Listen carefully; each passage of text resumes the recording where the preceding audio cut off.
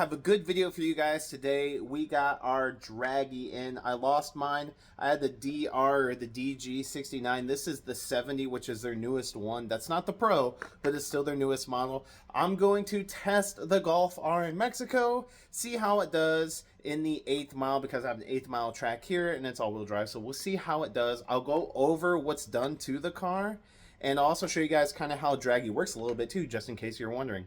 Let's get into it.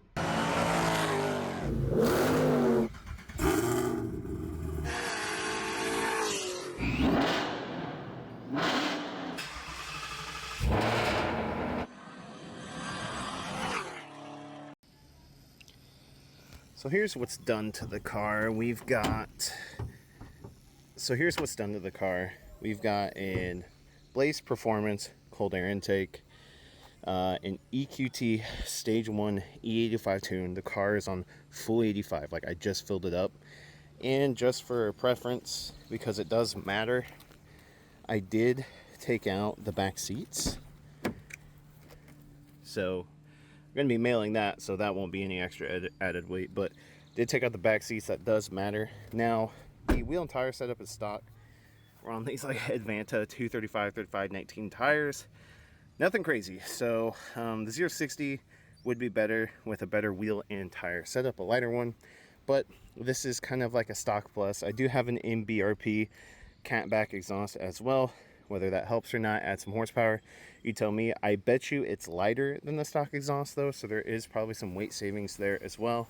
Not full weight out. Obviously we got the passenger seat, so we can take a little bit more weight out if we wanted to. And of course a lighter wheel and tire setup, not only for traction but for weight loss and unsprung weight, would make the car faster as well. But this is what we're dealing with when we test the car. So we're here at the Mexico spot that I always use for all my testing, literally all of them. I've got the car in settings, custom mode, everything. So the only thing that's left to do is give this a little test. So I've got everything set up. Let's do it.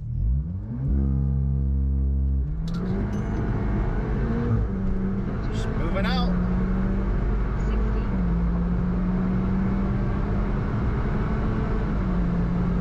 There we go. Quarter mile is not going to count too much, so let's take a look at what this bad boy says in a safe spot.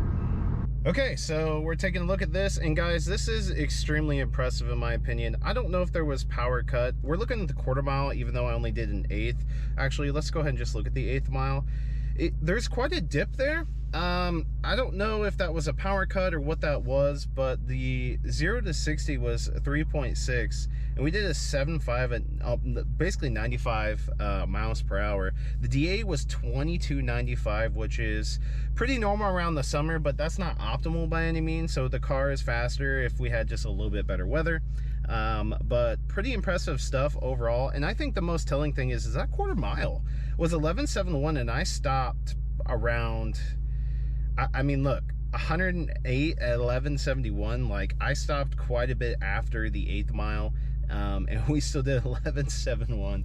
That's pretty funny. So to kind of go over how the draggy actually works, you just hit, when you load up the app, you hit connect. As long as you have your draggy device near you, you hit the plus button here, and this is what you can add: 0 to 30, 0 to 60, 60 to 130, 0 to 130, and you could do custom ones too. But obviously I just choose 8th mile, quarter mile, depending on where I'm at, like what track I'm using. 0 to 30, 0 to 60, 60 to 130, things like that. But you can also, again, you can go into custom mode and you can do custom ones yourself. But draggy is real simple and easy to use. And then if you go to your profile and go to your history, we'll look at 0 to 60. And here we go. It says it's invalid, which is pretty interesting.